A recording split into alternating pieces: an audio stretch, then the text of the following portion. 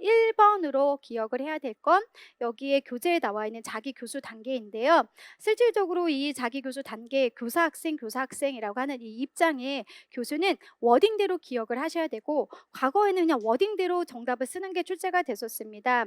그런데 최근에는 이제 올해 작년 22학년도 유특에서는 적용을 해서 문제의 정답을 쓰는 게 2번 정도 출제가 됐었어요. 그래서 이번에도 그림책을 보는 그 사례가 자기 교수와 연결해서 문제가 출제가 됐었습니다. 그래서 최근에는 계속 이제 응용, 지문의 사례와 연결해서 정답을 쓰는 것들이 나오는데요.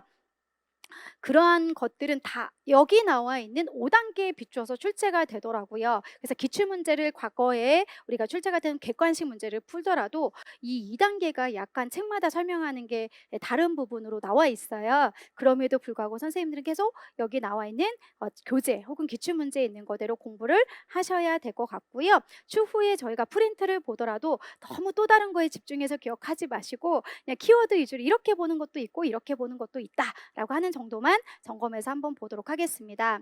이런 자기 교수라고 하는 건 결국 속으로, 마음속으로 얘기하는 거. 아까 선생님이 경호가 마음속으로 책 읽는다라고 얘기를 해줬어. 이것이 자연스러운 성숙에 의해 시간의 흐름에 따라 아이들은 배워가는 과정이 있을 수 있겠지만 우리 아이들은 어려움이 있기 때문에 각각의 단계별로 지도를 해야 되는데, 그럼 각각의 단계별로 지도할 때 첫 번째 단계라고 하는 것은 인지적 모델링이라고 설명을 하고 있어. 자, 예를 들어서 한번 살펴보자. 17 더하기 그냥 5라고 할게요.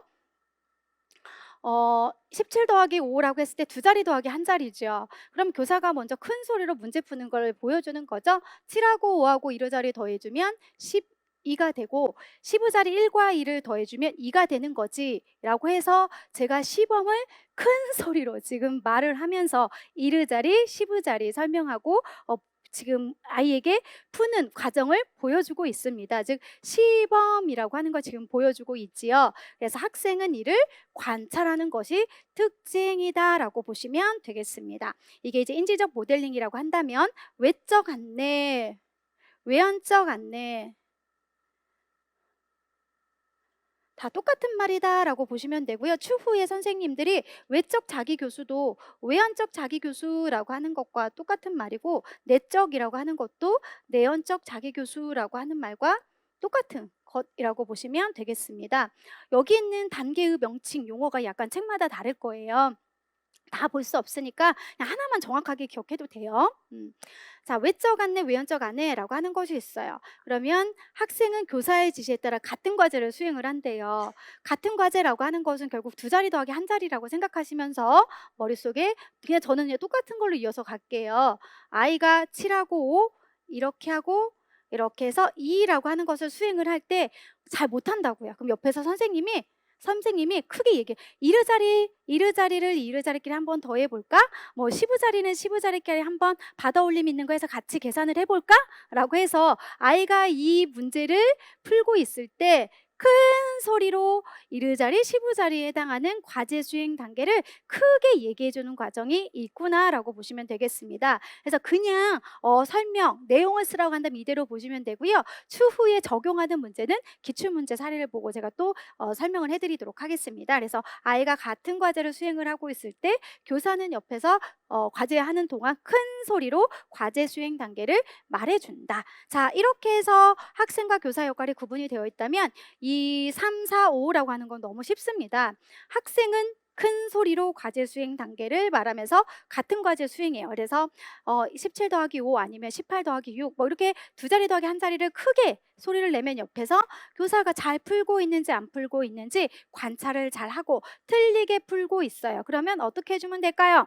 정확하게 이르자리는 이르자리, 15자리는 15자리라고 하는 걸로 제공할 수 있게끔 정확하게 풀 수 있게끔 피드백을 제공해 주면 되는 거지요. 자, 그 다음에 자기교수 용어. 아마 이것도 책마다 약간 다른데 그냥 저는 헷갈리니까 저도 이렇게만 외우고 있거든요. 그러니까 선생님들이 자기교수 용암이라고 하는 건 키워드가 속삭이면서 혼잣말로 똑같아요. 큰 소리어에서 속삭, 혼잣말 이것만 집어넣으면 되고요. 그리고 교사는 역시 관찰 피드백이라고 하는 거 똑같이 보시면 되겠습니다. 그리고 이제 내연적 자기교수라고 하는 것은 소리 내지 않고 내적 언어. 근데 기출이랑 책을 보면 오히려 마음속으로라고 하는 말을 더 사용하기도 하거든요. 마음속으로. 이게 결국 내적 언어라고 보시면 되겠습니다. 결국 속으로 말을 하는 거죠. 그럼 여기서 교사 역할이 있어요, 없어요? 없어요. 그럼 선생님들이 이 쭉 과정을 보니까 처음에는 교사가 시범을 보여주고 우리 아이가 나중에 수학 문제의 경우도 요즘에 2장씩 꼭 수학 문제 풀거든요. 그 2장씩 문제 풀 때 지금은 속으로 얘기하고 다 풀어요. 그래서 이 속으로 얘기하는 이 과정 안에서는 처음부터 그러진 않았어요. 수학 문제 풀어줘도 2자리 더하기 2자리 요즘에 하고 있거든요. 그러면 1의자리 이렇게 해야지 15자리 이렇게 해야 되는데 선생님 모르겠어요. 요즘 수학은 왜 우리 때랑 또 달라요. 뺄셈을 저는 15자리 빨리 빌려와야지 뭐 이렇게 하는데 요즘 애들은 좀 그게 그런 방식이 아니거든요. 뭐 이렇게 해서 10을 해서 그러니까 저희가 이건 좀 약간 딴 얘기긴 한데요. 이렇게 해요. "야 경호야 10을 빌려와." 참 여기 10이 빌려왔잖아." 이렇게 하면 못 알아들어요. 근데 이렇게 요즘에 안 하던데요. 수학책에서는 이제 물론 학교에서도 이렇게 배우지는 않고요. 이걸 할 때 10 플러스 7 뭐 이거를 또 뭐 이렇게 계산해서 이걸 조금 더 쪼개서 이렇게 수학 문제가 그렇게 좀 나오더라고요. 아무튼 답답하더라고요. 답답해요. 요즘 애들 가르쳐 주는 거. 아무튼 그렇더라고요. 딴 얘기고. 그래서 이렇게 덧셈 뺄셈 문제를 풀 때 제가 먼저 이렇게 순서로 1의자리 15자리 가르쳐 줬어요. 그래서 엄마가 하는 거 잘 보고 최근에는 이제 알아서 이렇게 2장씩 푸는 그런데 우리 아이들은 이렇게 마음속으로 푸는 거 스스로 못한대. 자, 처음에는 교사 주도적, 엄마 주도적 이었다가 이렇게 5단계로 갈수록 누구로 변하는 거예요? 아이가 이제 주도적으로 가는 거죠. 그래서 자기 관리 이꼬르 추후에 자기 교수라고 하는 것의 장점을 보면 혹은 아동 주도적이라고 하는 즉 교사 주도적에서 아동 주도적. 그리고 이런 속으로 얘기하는 것은요. 경우가 수학 문제만 풀 땐 그렇지만 수학 문제만 풀 때만 사용하진 않아요. 아까 제가 책을 혼자 읽는다라고 했지요. 수학 문제 풀 때 그다음에 여기에 나와 있는 뭐 그림책을 살펴볼 때 그리고 자기가 생각한 거 네가 얘기해 봐." 그럼 "아니야 엄마 마음속으로 그냥 할게." 그냥 이렇게 얘기하거든요. 언제 어디서든지. 그래서 항상 중요한 키워드는 일반화라고 하는 것이 굉장히 중요하게 다뤄질 겁니다. 그래서 자기 교수 큰 틀의 자기 관리라고 하는 건 아이 주도적이고 일반화라고 하는 것을 가장 중점적으로 설명하기도 해요.